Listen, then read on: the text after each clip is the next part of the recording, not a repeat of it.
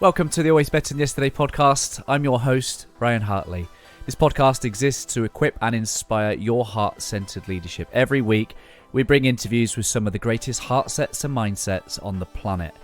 I hope the heartprint of our time spent together is that it creates new possibilities for you and all those you come into contact with.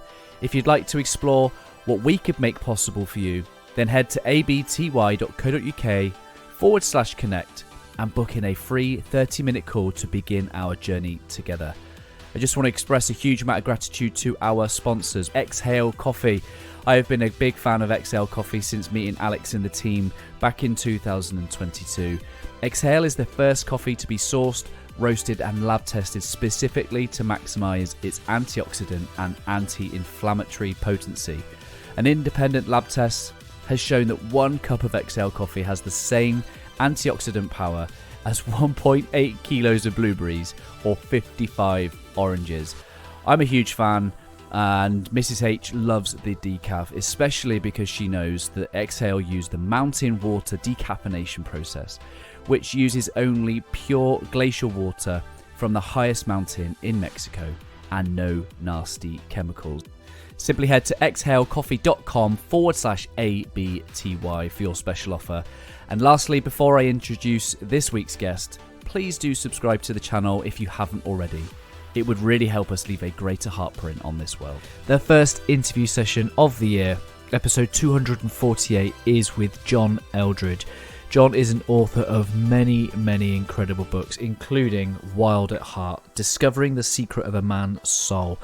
We have an incredible conversation about the masculine journey. It's one that I hope encourages you, whether you're a man or a woman. I hope it gets you ever closer to discovering the secret of a man's soul. And brothers, if you're listening, I just hope that you have the ears to hear something that helps you connect with your heart today. Because what a gift that is to the world when you start to bring your whole heart. It's episode 248 with John Eldredge. John, welcome to the Always Better Than Yesterday podcast. How are you, brother? Oh, good. I'm honored to be here with you. Thanks for having me on. We were just having a little chat off air, and sometimes people just put a book in your hand at the time when you just need to read it. And that book for me was this, Fathered by God, written by none other than yourself. And that was given to me at this men's group. We've just started a men's group in our local church because I think is really needed. I think, Christian men needing to journey together. Iron sharpens iron, as the great proverb says, is really powerful. And I know in one of the starts of one of your books, it says, we don't need another men's book, but we need more permission. And I just wonder what the heart and the mind behind that bit. Why do men need more permission? Well, because most attempts to help men, whether within the faith community or outside that in the marketplace, tend to start with behavior. You got to be a better guy, you got to be a better dad, do these 5 things, get your act together, right? And pressure kills just about everything it touches. Pressure, it'll kill a marriage, it'll kill a company, and it will kill the human heart. And what I'm after in these books and in our work is to heal and free the heart of men. And so permission, that's an open door, right? That's a big, broad horizon that we can walk together into some things without the pressure. Love that. I was invited to do a talk a year or so ago around the word permission. And I like to be the nerd, go into the dictionary, look at the certain definitions of the word permission. And obviously there's the obvious one, which is, to permit. But there's another bit that just says to make possible. And I love that side of the word permission, is because it just makes so much more possible when we can just connect a man to his heart. Oh, massively. You get a guy hooked back up to his heart and his inmost passions, you change the world. I mean, he's going to become a lover and a warrior and a good king. And off he goes. You've just talked about some of the archetypes of the masculine journey. Would you mind just give us a bit of an overview of that framework that you talk about? Yeah. Yeah. Let me give a little background to it. So 1995, I graduate from grad school as a therapist. I start working, and it just turned out that in our practice, we were working with primarily men. And it was everything from drug addiction, suicidal thoughts, depression, marriage blowups, all that kind of stuff. And it was fascinating, Ryan, as I began to do more reading and more work looking at the masculine journey. What is it that these men are missing in their development into a wholehearted masculinity? I began to discover, you can see it in film, you can see it in biography, you can find it in the scriptures. There is this trajectory, there are these stages that men seem to need to pass through. And then that became kind of what you were referring to in the question. So I think it starts with beloved son. I think the young boy, he has a fundamental need to know his dad adores him. Both mom and dad. And we can talk about mother wounds, father wounds. They're very different. He needs to know that he is adored, that he is safe, and he is deeply, profoundly delighted in. And the beloved son stage really lays the foundation to then move on to exploration, risk taking, that kind of thing. So you go from beloved son to what I called here in America, here in the West, the cowboy stage. I was going to call it the shepherd stage after David in the scriptures, but the idea of shepherd now is just dripping with so much religious association and kind of, creepiness, that I chose cowboy because somewhere around the age of 13, this is really fascinating. You will see this in your sons, 12, 13, somewhere in there. He wants bigger adventures. He wants bigger challenges. And this is a really, really key stage, about 12 to 18, 19. He moves into the stage where he has physical experiences which are forming in him courage and self-sacrifice and the understanding that there's a way things work in the world. Right, life's tough. Yeah, look, like the beloved son, it's ice cream and Legos and story time, and it's all that. It's bicycles, But the cowboy stage, he begins to. It's. I think hard work is a very important part of it, and it sets him up to move into true maturity, which is around 19, 20. Two stages really kick in: the stage of the warrior and the stage of the lover. Now these run parallel. But I really hope a little bit of the warrior gets formed before he marries, before the lover, really kicks in, because the little boy has two fundamental needs. He needs to know his dad adores him, and he needs an answer to the question, do I have what it takes? And how that question does or doesn't get answered when he's young shapes the man. So the cowboy stage is really meant to shape that question of, I have what it takes. I can take risks. I can take challenges. I can face difficult things. I can undergo suffering without suffering feeling like rejection. Okay, that's big. If you get that, then in the warrior stage, you'll notice that he needs a cause. He needs a mission. He needs a calling. He needs his life to be about something. Right? Yeah. So he goes to university or to grad school. He, maybe joins the forces or becomes, a first line responder. He needs a mission, right? Yeah. And then the lover kind of comes along there. But the reason I put the lover after this is because if he doesn't know who he is, he's going to take all of that to the woman. Tell me who I am. And that's a mess. You want me to keep going? No, that's powerful. I've got a couple of questions brewing from what you just said already, and I love this idea that that first question that's posed is, do I have what it takes? And I love that the devoted father allows the beloved son to soak in all that. Absolutely, son. Yes, you can, but it's also balanced with this. But you need 100 experiences to go show yourself that too. Yes. Yeah, it is. It's really true. I forget the old proverb, but like, I think it goes something like, I hear, I forget, I see, I remember, I do, I understand. Yeah, right. So it is very important to be told you are deeply loved and you have what it takes.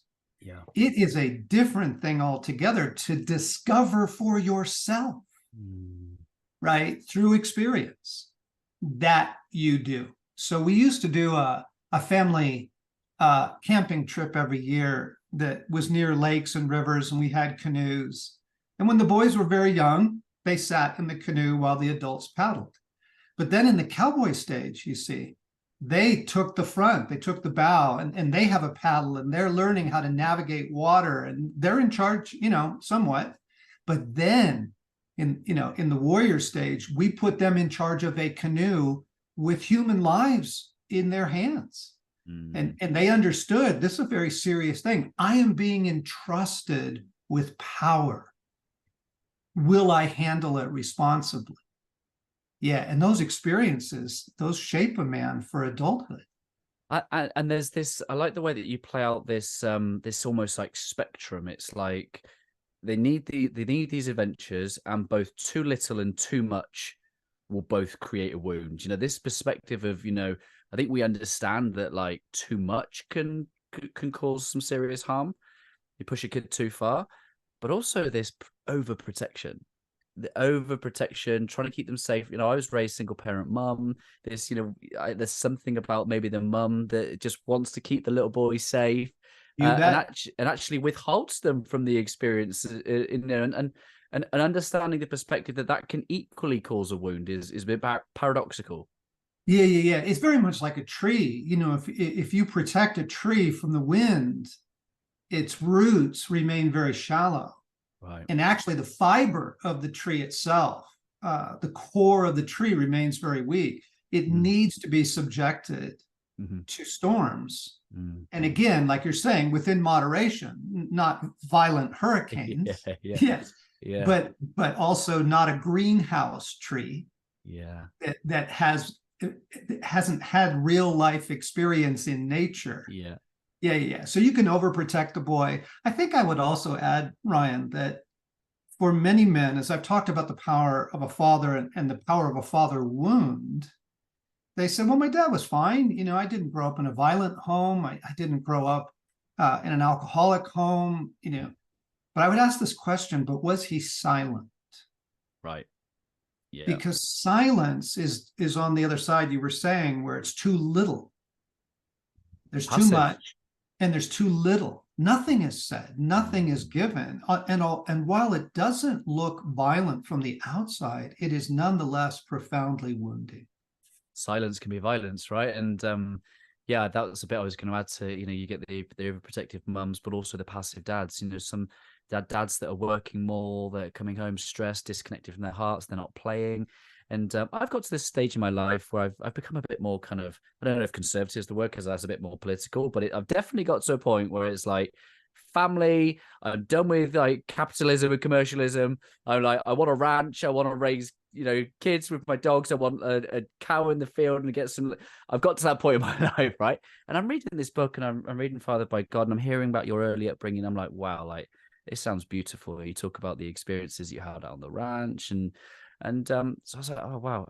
And then you get to the bit where your dad starts to become more stressed, and you talk about how that kind of time in your life just came to an end. And I think that can equally cause some stress and some wounds. What was it about your situation that really kind of started to, I don't want to say fall apart, but really just, take you away from that special time in your life? Yeah, my dad grew up in an alcoholic home. He used to have to go find his dad in the pubs and bring him home at night. And that is a very traumatizing experience for a boy. Right. He never talked about it, and he never dealt with it. And then he got into a difficult marriage. I think he married a pretty tough woman. And the answer to the question, do I have what it takes, was always no. Always, yeah. Yeah. So he started drinking, and by the time I'm 5, 6, 7 years old, he becomes an alcoholic. And it just blew the whole story up. All those early days, the fishing trips and all that, it all came to an end. And I became a very, I guess, like wild kid, almost a street kid, arrested, police record, all that stuff. But it was really a cry for his engagement, because he just went. He wasn't a violent man. I'm grateful to say. When he was drunk, he was scary, but the problem was the silence. It was the silence. He never answered the question, "Do I have what it takes?" And then to the question of, "Do you love me?" Well, he left. And so I had this massive abandonment wound. And these two things, I'm not really sure I have what it takes. Massive abandonment wound shaped my marriage for years. Yeah, this is the bit where I really resonate, because I've written some stuff down here, just some bits where it was just like, wow, super powerful. And it's about this. It says that a boy is wounded in many ways. He is wounded when he does not live in a world made safe by his father, when he's not free to explore and dare and simply be a boy, when he's forced to grow up too soon, most especially when he does not know he is the beloved son. I shared that to my story on Instagram, and I can't tell you how many people responded with an empathy and an understanding for that paragraph. It's far too common, isn't it? Yeah. And Ryan, the good news is that by having this on your podcast, for example, I think if we can help men and help women understand men, that every man carries a wound. And until that wound is healed, it's like asking a man to run a marathon with a broken leg. It's just, why isn't he coming through? How come he didn't take the promotion? Why didn't he finish school? Whatever it is, Yeah. You go, well, he's got a wounded heart. That's why. So that's a compassionate side of toxic masculinity, right? So there's this label going around, toxic. It's very destructive. It stops compassion and empathy for both sexes, right? If we want to start labeling, and when you start to think, oh, maybe there's a wound or maybe there's a broken leg, you start to look at people very differently. But unfortunately, we live in a society right now that is labeling masculinity in such a way that it's without being too conspiratorial about it, it is emasculating men deeply. Yeah, when I first started working with men 30 years ago, almost 35 years ago, the culture was wrestling with what is masculinity, what is femininity. We just had the feminist movement, and a lot of good gains have been made, equal pay and that sort of thing. I get that, absolutely.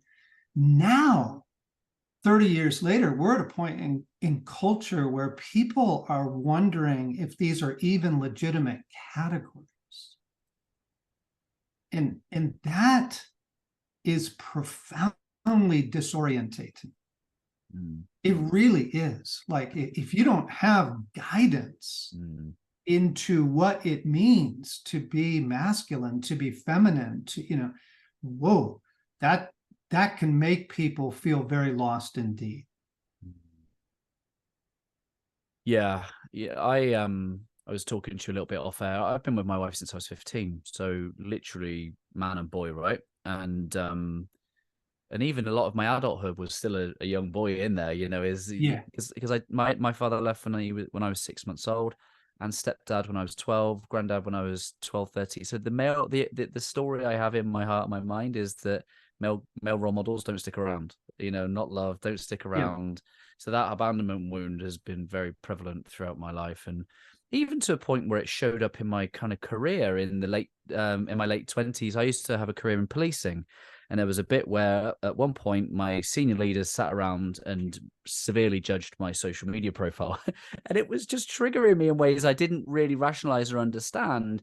But again, it was just this repeat male kind of like, you don't belong, you don't matter. Like, so I've had to really go to spaces and places where, and somehow along my journey, I end up in a church. Like, it's the last place I ever thought I would be. You know, man of science. I was never going to rely on a heavenly father because I've been so kind of let down by an earthly one. And yet here I was in a church having this, all I can describe it was a Father's Day moment.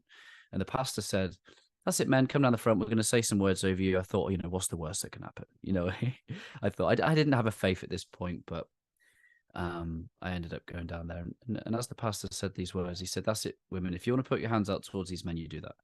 And my wife, it was like she firebombed me in my spine. It was like my whole body caught fire. My eyes streamed. And I've been, that was 4 years ago, 2019. And that was my Jesus encounter. Like, something happened in my heart that I've never been able to muster anger like towards the Father since that day. And I've tried to be a good disciple since. And the reason I can attribute that to, I think, healing an abandonment wound is because I was presented an opportunity recently to really find out the answer. Am I really a man? Do I have what it takes when it really counts, as you put in your book? Because there was a spiritual attack on my marriage. There's a spiritual attack on my marriage, which all I can say is I handled it like a lion and a lamb. A lion to the external and a lamb within the family home. And Jesus worked in me and through me in ways that Ryan Hartley 4 years ago would have acted out of a wound, and that would have been the end of my marriage.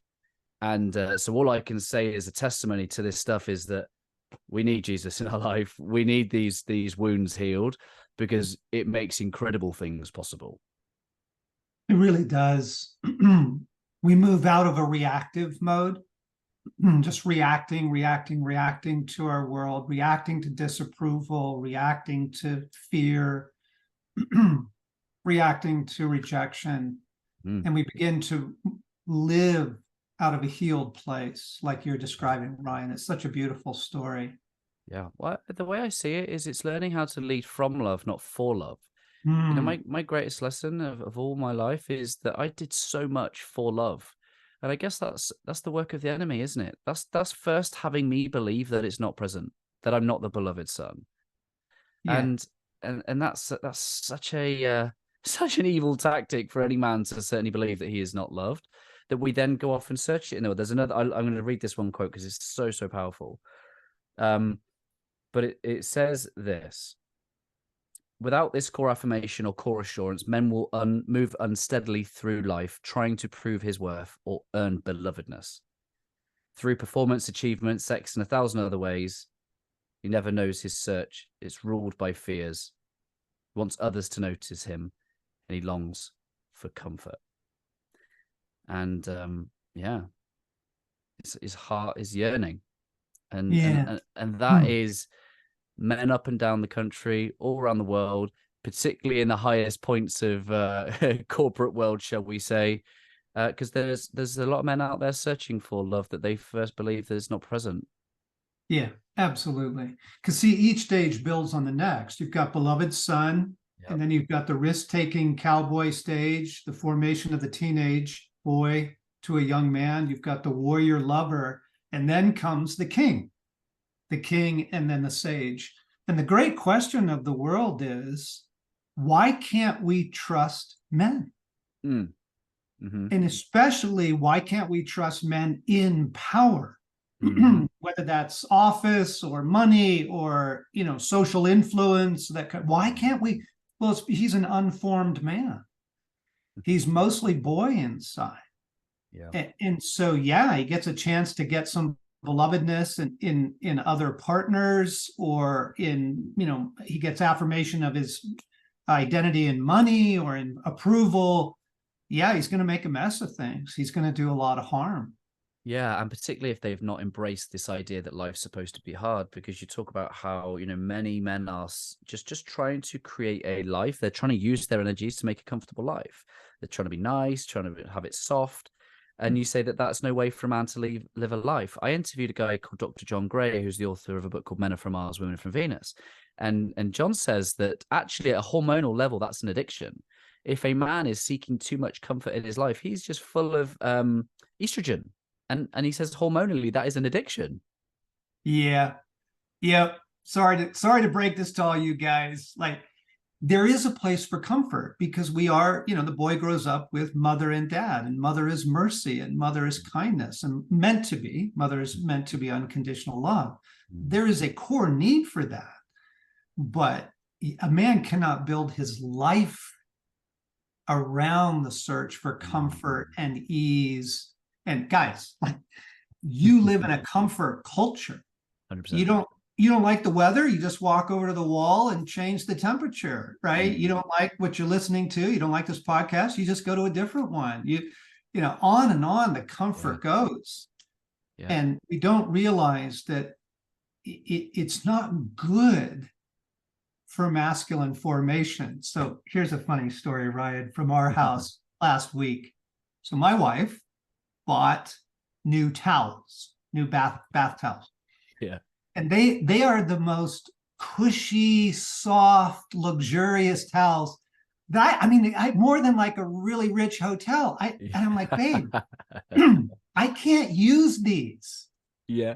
They're over the top. Yeah. And we had this funny conversation of we now have feminine towels and masculine towels. Yeah, the crispy ones. Yes. Yes, because my life is not meant to be cushy in every possible way. Yes. The more I'm prioritizing my comfort, my needs, the more I'm prioritizing me rather than you. Exactly. It breeds narcissism. 100%. And I think anyone that's looking at life as much of the world is like, let's put happiness first. When I had some struggles in my marriage 5 years ago, the advice I got from non-Christian counsel was like, oh, happy dad, happy kids. Like, someone wasn't kicking my ass and sending me back to my wife better for her. Someone, a good Christian counsel would have done that, but I didn't have that 5 years ago. I had someone telling me to prioritize my happiness and all will be well. Yep. And that breeds nothing but self-indulgent, pleasure-seeking people that can't focus on anything beyond themselves. What's fascinating, Ryan, is that in the core of the boy's heart, you watch them play games. He wants to be the hero. He wants to come through. He wants to, fight the dragon or challenge the bear or explore the cave or, cross the creek. That when men begin to discover this, you have a strength and it is for others. You have a strength. It is for others. Something new begins to get formed in the center of his being. It is a phenomenal feeling to know that you can make a difference in the world on behalf of others because of your masculine heart, because of who you are. That is the only cure for the narcissistic life. Well, it's like you said earlier, when the warrior is trying to find that cause, because the scripture that says, no greater gift is man than to lay down his life for those that he loves, right? And if a man's going to sign that contract and lay down his life for those that he loves, he sure as hell have a clear mission in his heart, whether that be for those that he loves, that he knows that he truly loves, for the mission. Because that's the consequence. That's the sacrifice, a man living from his heart will make. It will be service. It will be sacrifice. And, maybe there are people that are still listening to this that do not have a faith, but they're starting to wonder how might we talk about a warrior, in a position, how might the character of Jesus be poignant and relevant when we talk about warrior? Because for those that might not have a faith, they might see that as being slightly paradoxical. Yes. Yeah. Well, and many who have a faith, because they were given a Christ that was a very weak figure, that he is only kindness and not also strength, that he is only mercy, but not also justice. And you really get to a point where many people have a vision of Christ. You wonder if he can even get the job done. Can he come through? How can this person be Lord of the universe? That's a big failure, I think, of the church, was to emasculate Jesus. Right. And because men, they want to follow someone, like, show me the way. I need people to show me the way, whether it's the guy working on my car, or fixing my home. Show me the way. Well, and if you think about the people that gave up their lives to follow him, we're talking about fishermen. We're talking about, we're talking about actual, the most probably masculine men of that generation, and they quite willingly, he says, follow me. And they're like, right, that's it, I'm off. There must have been something about him. And that's why my wife and I love watching The Chosen, because you get so much more context around the character and the environment. We love that little bit where he was preparing for the Sermon on the Mount. I don't know if you've seen it, but you just think, yeah, like, he's a human being. He's like fully human. Of course, he's probably doing some of those things. But like, you read a scripture that's like 10 passages long, and you think there's no context. There's no Jesus took a walk and he was practicing his speech. Yeah. And you see the warrior Jesus many times. You see it when he confronts religious hypocrisy. Yeah. He knows he's going to get in trouble. Yeah. And he doesn't shy away from it. He has difficult words for people. He knows tough love. But especially in the confrontation of evil. C.S. Lewis, when he wrote Mere Christianity, one of the things he said was he was shocked in reading the Bible how much it talked about a great evil power in the world. And that we live in a world at war between good and evil. And he's like, it explains so much. Yeah. I mean, how do you explain, the human trafficking and the terrorism and all of the heartache of the world? We are in a great battle with evil. And not just evil in the human heart, but actual personified forces of darkness.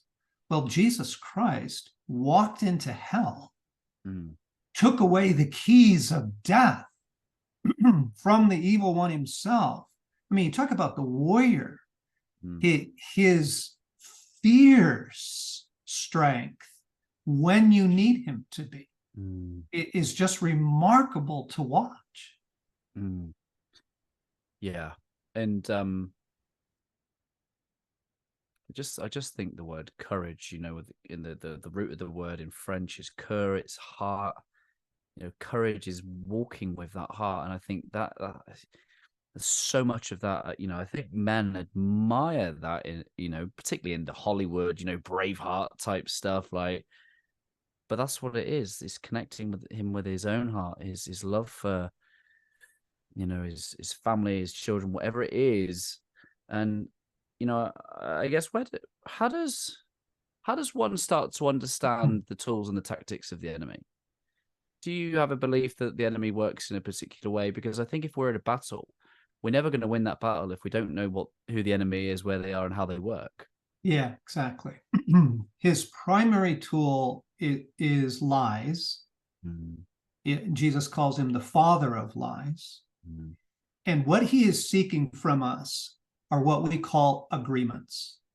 This will be very, very helpful for your listeners. So in other words, he knows your story.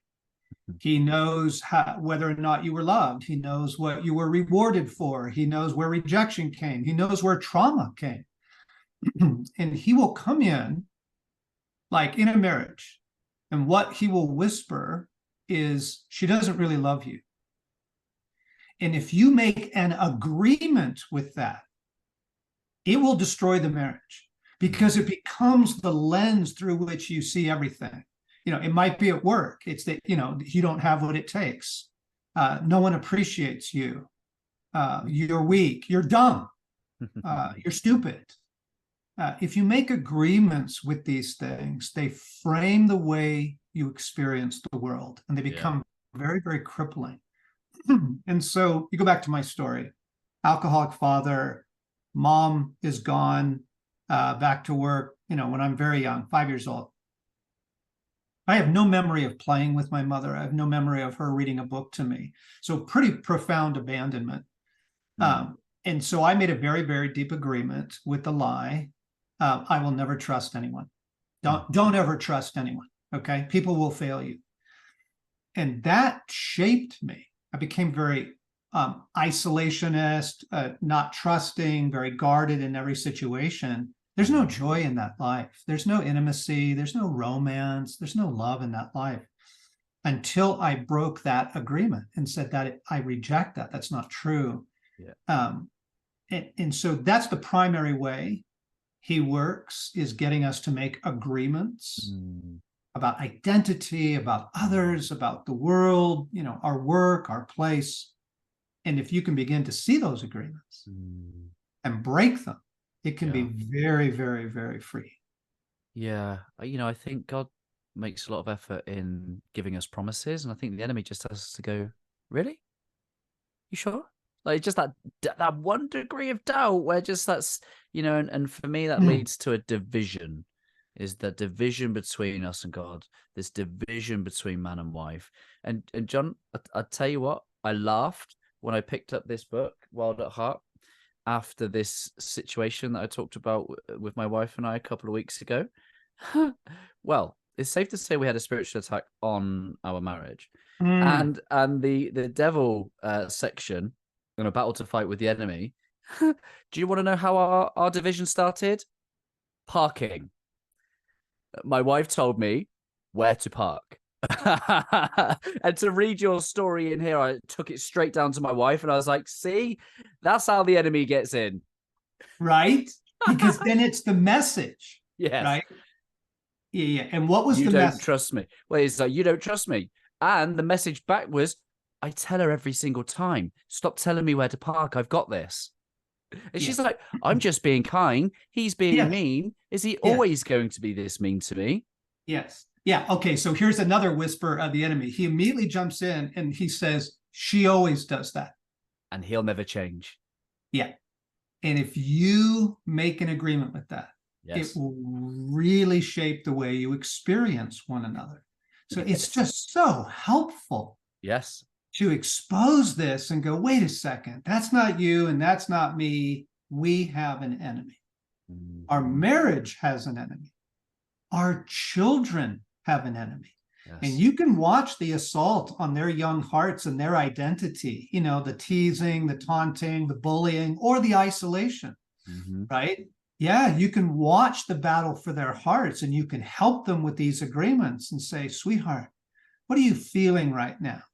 I just feel dumb, feel like nobody likes me, honey. That's the enemy trying to get you to believe that. And you can lead even your children in breaking agreements with these lies. Yeah, and that's it. And for my wife and I, we've been kind of journeying on faith for 3-4 years, but we were so naive to this powerful play that because if you don't learn to dissociate, the voices, it's all just one inner narrative, right? It sounds like your own head voice. It's not clearly, well, this one's labeled, it's not talking in a creepy voice or anything.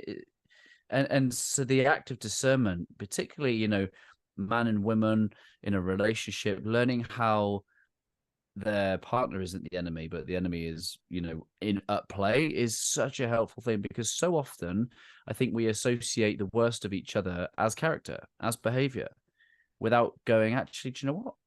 That isn't who you are at your best, and I call you higher. And for Lisa and I think the thing for me as a man is I had never put my hand on my wife and prayed for her. I was probably a bit too awkward with my own faith, never really had a prayer life. I tell you what, since that day, every day. And the level of intimacy, the level of connection, the level of teamwork and journeying, like it took as long as it took to get me there. It obviously took the spiritual attack. If I love where I'm at now, I can't hate what got me there. But I wish that there was something that I could say to anyone that's listening and go, get there quick and do it now. Like, you should be glad you did. Yeah, get there quick and do it now. Absolutely. Yeah, that's just so good. Also, if you don't know your wife's story, if you don't know your husband's story, this will be very, very, very intimate. It's something to be done with grace and with space. You need to tell each other your story. Because guys, if you don't know what her dad's message was to her, you're going to be walking into those booby traps and you don't even know why you triggered her. Right.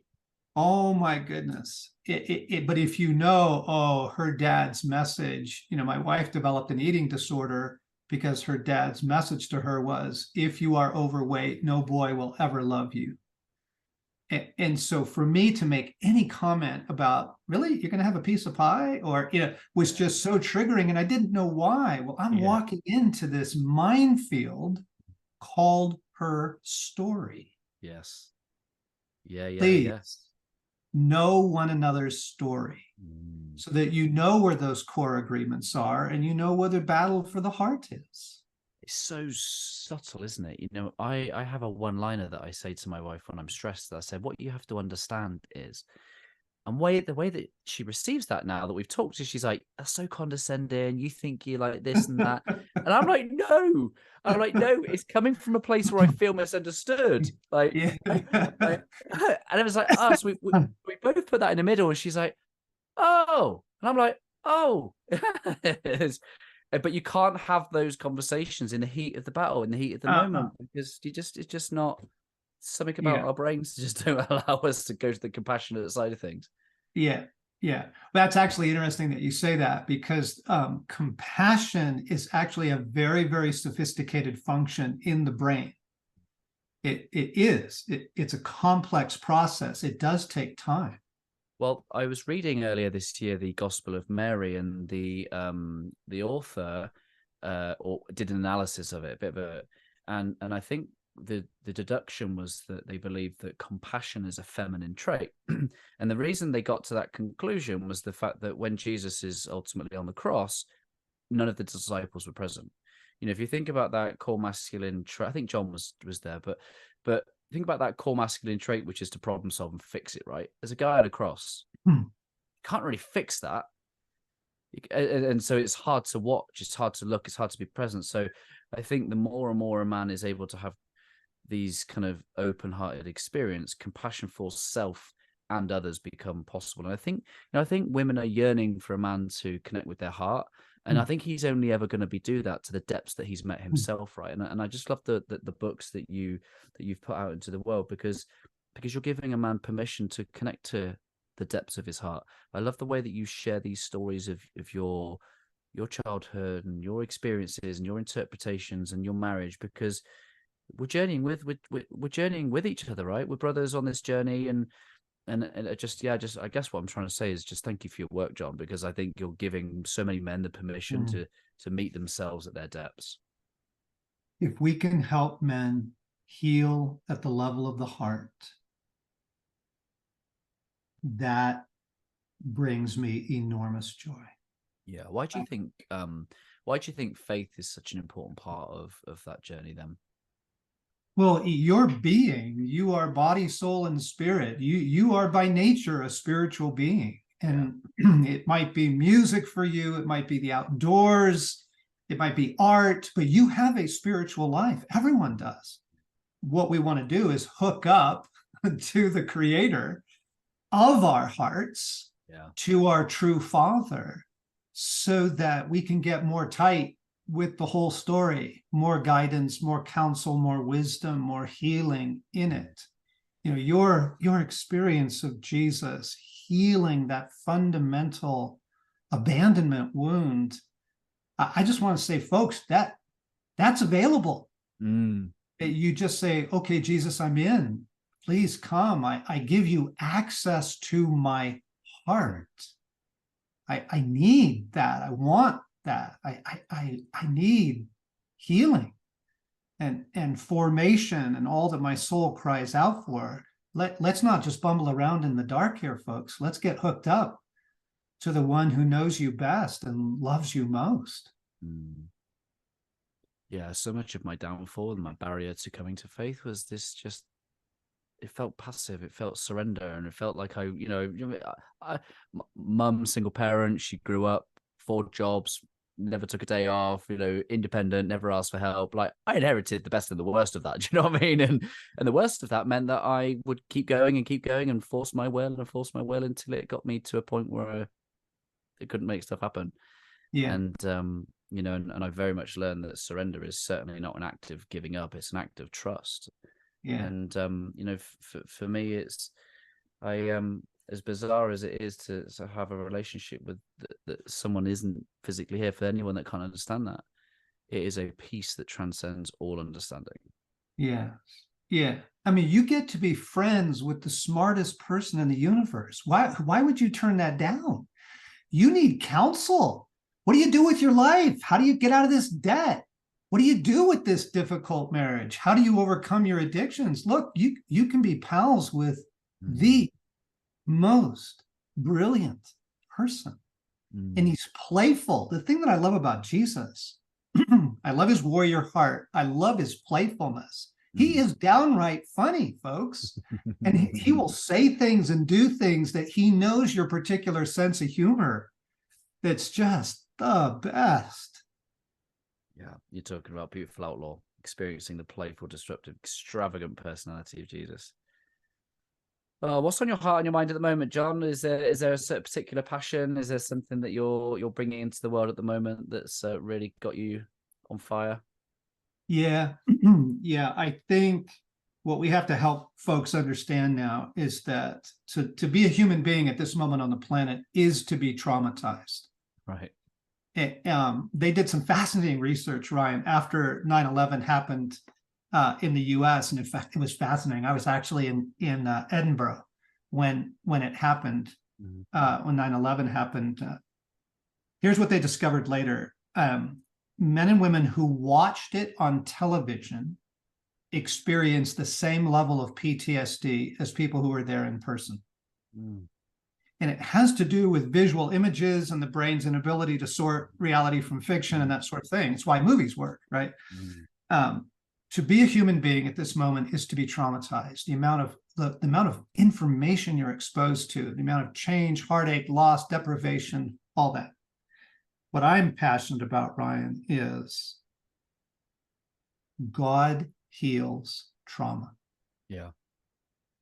He heals the human soul. The soul, and here's how it goes. The soul is healed through union with God.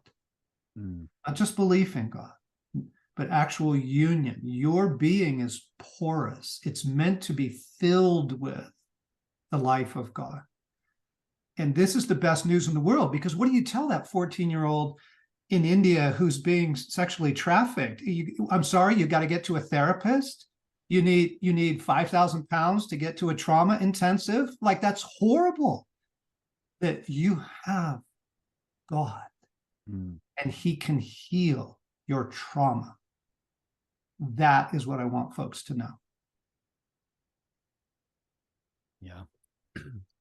It's really powerful, isn't it? And I think for me, you know, the marketing of the church is never been great, particularly in my neck of the woods, because I as a young boy growing up never had, you know, someone in my network of friends, should I say, growing up. So I never knew what a young male Christian looked like.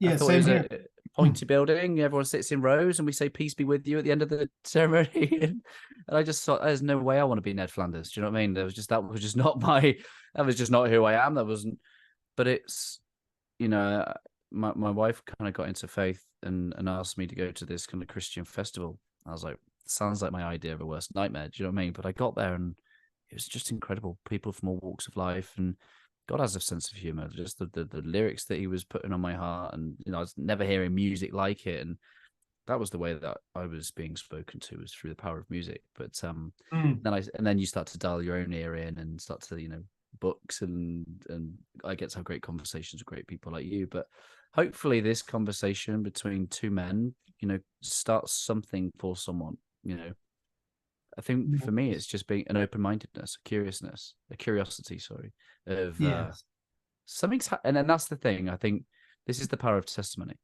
because those people who knew me before, there was something different about this guy. This guy's pretty smart and intelligent, and he keeps talking about this Jesus guy. Like, what's that about? Yeah. And I think it starts a conversation, and it is a conversation. I don't mean to ever speak about faith in a way of being righteousness, as if we've got the key to everything, which obviously we do, but it's more about a journey. It's more about a walking this path together with other men. Yes. And I think that's just what your books invite people to do so well. Yeah. You have permission to be where you are without judgment. And you have permission to come forward. Yeah, join the healing journey. Is there anything about your body of work that I've not asked you that you would love to share? Oh, no, you've done a brilliant job in the interview. It's been a delightful conversation. That's very kind of you. I have a word here that I use always, but in this day, it's called Heartprint, and the word symbolizes the ripple effect, the legacy, the things that we make possible for other people. In some way, there's a 1 degree of change in a man's heart, someone's heart, or maybe their marriage, or their words, their actions, their self-talk, whatever it might be, and all of a sudden, all things are different. Nothing's ever the same. John, you've put out some incredible work. You have a beautiful family. I just wondered if you'd take a moment just to reflect on what you hope your Heartprint will be. Well, here's what I want it to be. I want millions of people to experience the healing of their hearts through the playful, fierce personality of Jesus. A man's heart reflects the man. Yeah, beautiful. John, thank you for your time. Thank you for all of your work. I'll be honored if you'd leave us a final thought from your good self. Well, first one for you, because you didn't have good masculine presence in your life. I want to say, Ryan, I'm very proud of you. Thank you, brother. I'm very proud of who you are and who you are becoming. You have a beautiful heart. And I think what I want to say by parting words is, folks, your story matters. Your story matters very deeply to God. And He is able to sort it out with you. Give Him permission, give Him access to your story. Beautiful. John, thank you, brother. Yeah, great to be with you.